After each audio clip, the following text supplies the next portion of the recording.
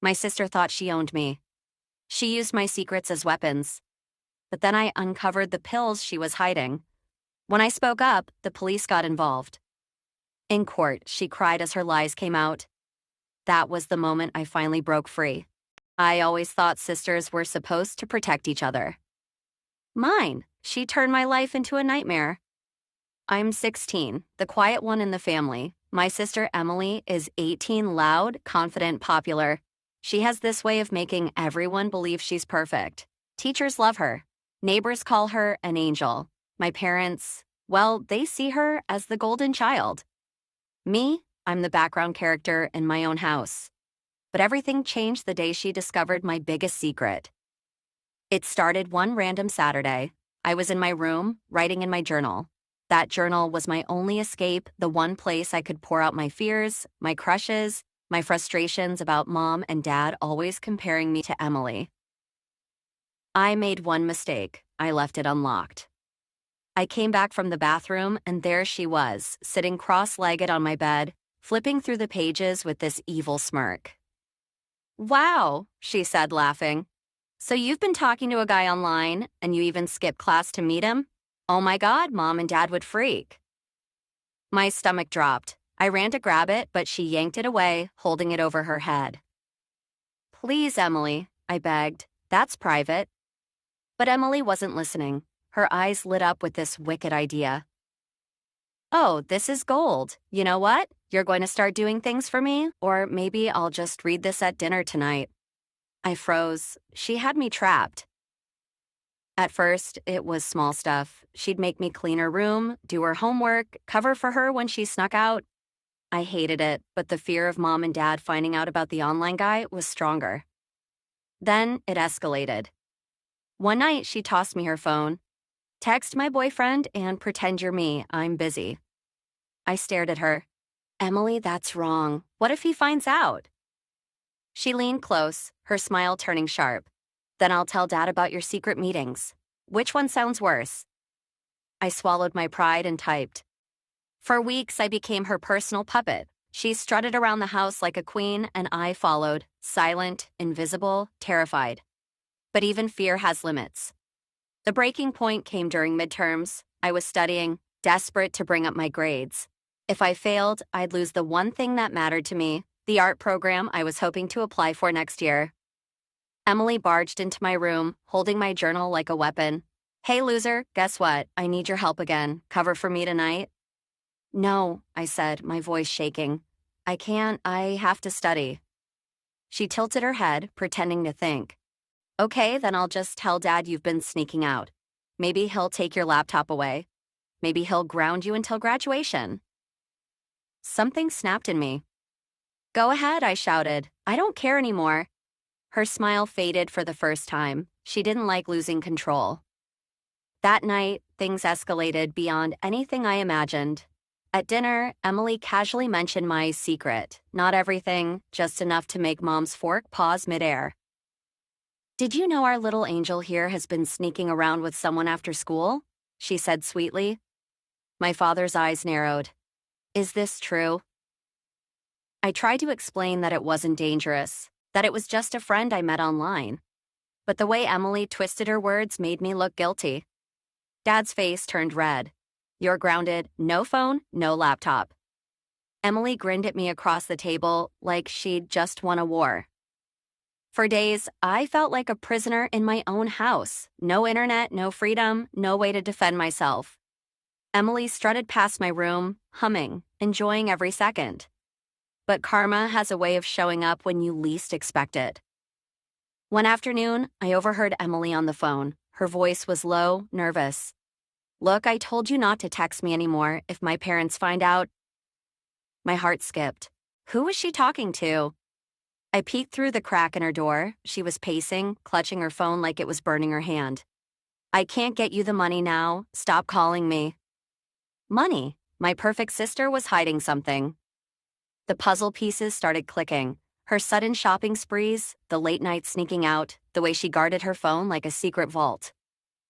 For once, I had leverage. The next day, I cornered her in the hallway. "Emily," I said quietly, "who's been asking you for money?"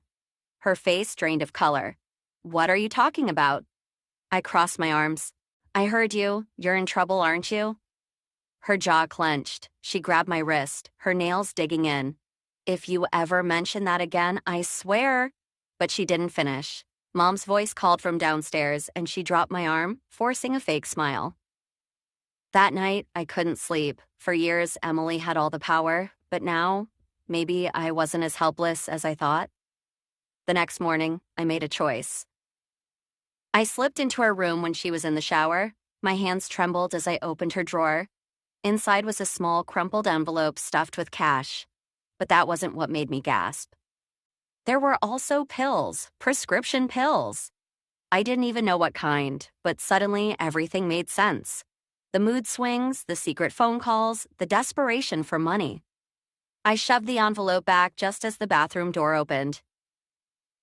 Emily walked in, her hair dripping, a towel wrapped around her. She froze when she saw me. "What are you doing in my room?" I swallowed hard. "I know, Emily. I know everything." Her eyes narrowed. She took a step closer, her voice low and dangerous. "You don't know a thing, and if you say one word, I'll ruin you. I'll make sure everyone at school hears your pathetic little secrets." But for the first time, I wasn't shaking. Because I realized she wasn't in control anymore. She was terrified. The next week was a silent war. She glared at me across the dinner table, but didn't dare speak. I kept my mouth shut, waiting, watching. And then, it happened. One evening, flashing red and blue lights lit up our driveway. I heard voices outside. My parents rushed to the door. Emily's face went pale as two officers stepped inside. "Emily Carter?" one of them asked. My sister's lips trembled. "Whoa, what's going on?" The officer pulled out a small notebook. "We have some questions regarding possession and distribution of prescription medication." My parents gasped, and I just sat there frozen. This was it, the moment the golden child's mask finally shattered. The flashing red and blue lights outside our house burned into my memory. Emily stood frozen in the doorway as the officers said her name. My parents, usually so calm, looked like their world had collapsed.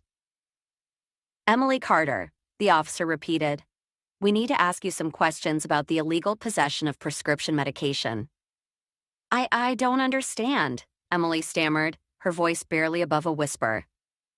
But I knew she understood. I had seen the pills. I had seen the envelope of cash. The living room felt like a courtroom. The officers stepped in, their presence heavy and unshakable. Mom's voice cracked. There must be some mistake. Emily's a good girl. She's on the honor roll." One of the officers sighed. "Ma'am, we have reliable information. We just need her to come with us for questioning." Emily turned toward me, her eyes sharp and desperate. For the first time, she wasn't the one holding power. She was pleading silently. "Don't say anything, please." My chest tightened. For years, she had controlled me, but now, I had a choice.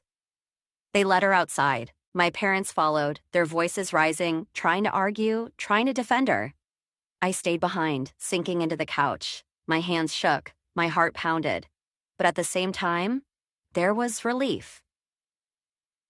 For once, the truth wasn't locked inside me, it was out in the open. The next few days were chaos. Emily wasn't officially arrested, but she was under investigation. Rumors spread like wildfire through school. Some kids whispered that she was a drug dealer. Others said she was being framed. My parents clung to the second story. "She would never do this," Mom said, pacing the kitchen. "Someone must be setting her up, maybe a jealous friend." Dad nodded fiercely. "Our Emily's not a criminal." But I knew better. That night, I sat in my room staring at my journal, the same journal she once used to blackmail me.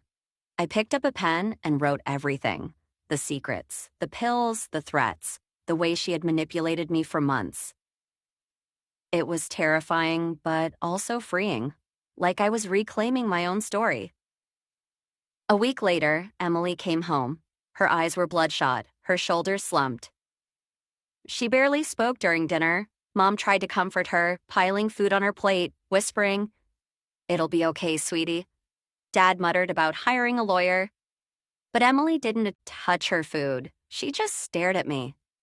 Later that night, she cornered me in the hallway. "You told them, didn't you?" she hissed. I froze. "I didn't." "Yes, you did," she snapped, tears welling in her eyes. "You wanted this. You wanted to ruin me." For a moment, I almost felt guilty. Almost. But then I remembered the nights she held my secrets over my head, the way she smirked when Dad grounded me, the way she turned me into her puppet. "I didn't ruin you, Emily," I whispered. "You did that yourself." She flinched like I had slapped her, then she stormed away, slamming her door. The weeks that followed were unbearable. Emily was suspended from school. My parents treated her like a fragile glass doll, constantly defending her, ignoring the evidence piling up. And me, I became the villain. "Why can't you be more supportive of your sister?" Mom scolded. "She's going through a hard time," Dad added. "Stop acting like you're better than her."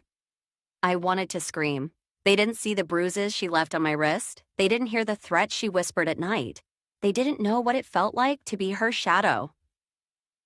Then came the court date. The entire town seemed abuzz with gossip.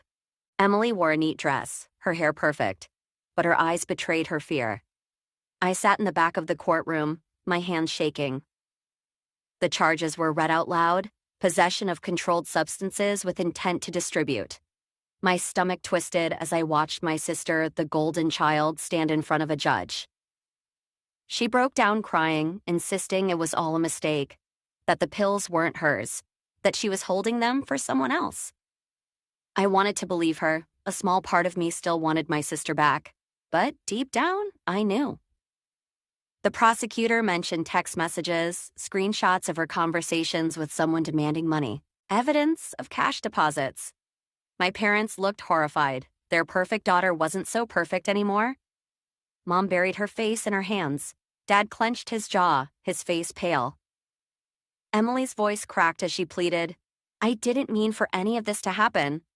And for the first time, I saw her not as the villain who tormented me, but as a broken, scared teenager who had dug herself into a hole too deep to climb out of.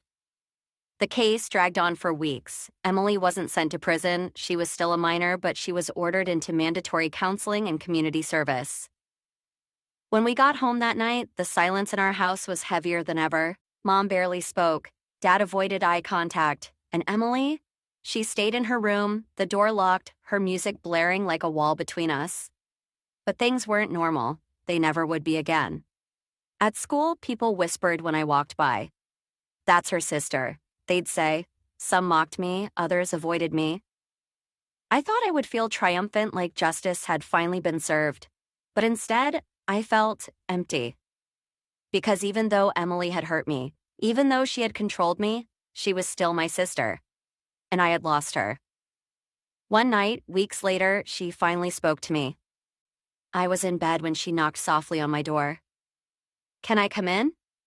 Her voice was fragile, nothing like the sharp, commanding tone I was used to. I hesitated, then nodded. She sat on the edge of my bed, staring at the floor. "I'm sorry," she whispered. I swallowed hard. Sorry for what? For blackmailing me? For lying to Mom and Dad? For everything? Her eyes filled with tears. All of it. I was scared, okay? I owed people money. I didn't know what else to do. So I took it out on you, and that was wrong. For a long time, I said nothing. Part of me wanted to forgive her. Part of me wanted to push her away forever. Finally, I whispered, "You hurt me, Emily, worse than anyone ever has." She nodded, tears streaming down her face. "I know, and I can't undo it. But I'm trying to change." Maybe she meant it, maybe she didn't. I still don't know. But in that moment, I realized something important. I wasn't powerless anymore. She could never control me again. Months later, life looks different. Emily is still doing community service, and counseling seems to be helping her. She's quieter now, humble almost. My parents don't compare us as much anymore. Maybe they finally see me. And me? I've started writing again, not in fear, but in freedom. Because my story is mine. If you asked me whether I forgive Emily, I don't have a clear answer. Some wounds take longer to heal, but I do know this.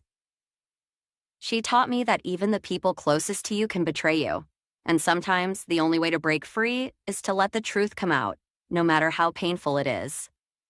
And that's exactly what I did.